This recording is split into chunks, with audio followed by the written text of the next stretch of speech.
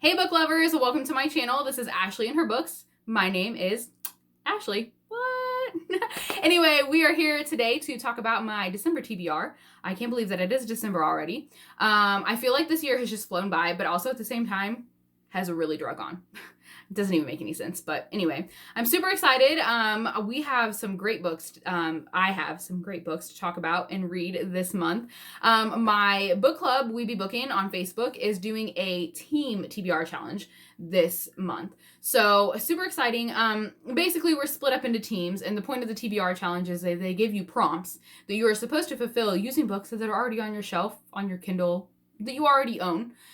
So it's supposed to help you kind of knock out those, because we all know our TBR list shelves, they're way too long. Always. They're ever growing. So I'm excited because this helps me make some room on my shelf for some more books. Anyway, so first up, I have Mistletoe and Mr. Right by Sarah Morgenthaler. This is book number 2 in the Moose Springs, Alaska series. I read The Tourist Attraction last month. This continues on with characters that we've met before, but they were not the main characters before. So it's going to be a different couple, different dramas, different issues and everything. So I'm super excited. That last book was just so cute. After that, I have The Christmas Swap by Melody Carlson. Honestly, I have no idea what that one's about. It was a buddy read that someone was wanting to do this month, and I signed up for it because it's on script, so I didn't have to pay for it or anything, so I just went ahead and signed up for that, and I did manage to make that fit into one of the prompts, so boom, awesome.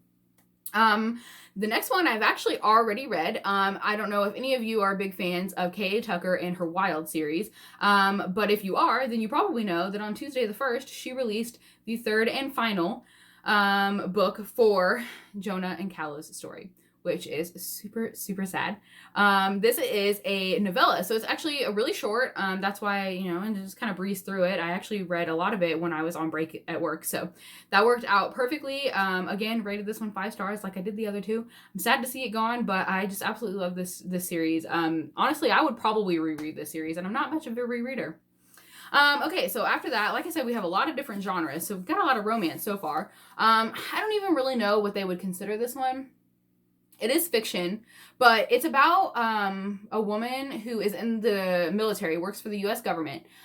She is kind of a techie, so she works like in an office at a desk working on the computers. She absolutely loves her job, but somewhere, somehow, she ends up out in the field working a drone. So she's not very athletic or anything, I guess, is kind of what I'm getting the vibes from. So it's kind of her, how she handles that and everything. Sounds like there might be some drama, like some bad stuff going on. I don't know.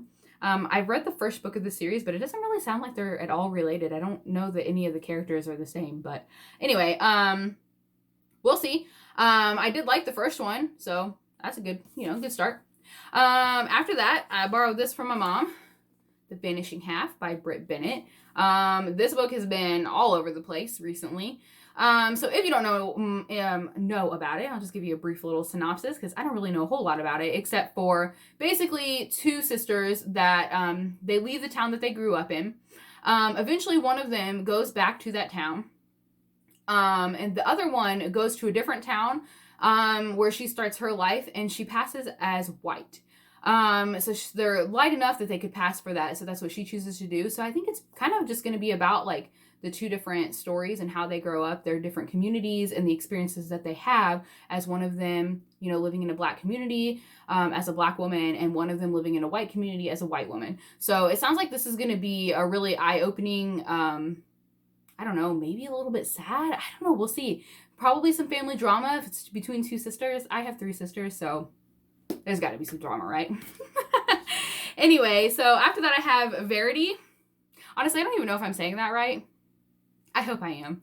But when I say it out loud, it just doesn't sound like it's, I don't know. It just doesn't sound like it's supposed to sound like that. But anyway, Colleen Hoover. I actually have never read a Colleen Hoover book. I own a couple of them on my Kindle. So, this one I've just kind of seen around a little bit more recently. And so I guess that's kind of why I picked that one. But anyway, so we'll do that. I don't even know what that's about, honestly. But anyway, after that, we're going to get smutty, get some romance in. Got Caged. This is the 4th book in the Mastered series, I believe. This is Lorelei James. I read this series a long time ago. It's been probably like 2 years. But basically, I hit the 3rd book, and I did not like it. Didn't like it at all. I never finished it, and then basically I never continued the series then because I hit that. It sounds like while there are some similar characters that are in both, that are in the different books, it sounds like they're standalone enough that I can read it without having read that third book. So hopefully that'll be okay. All right.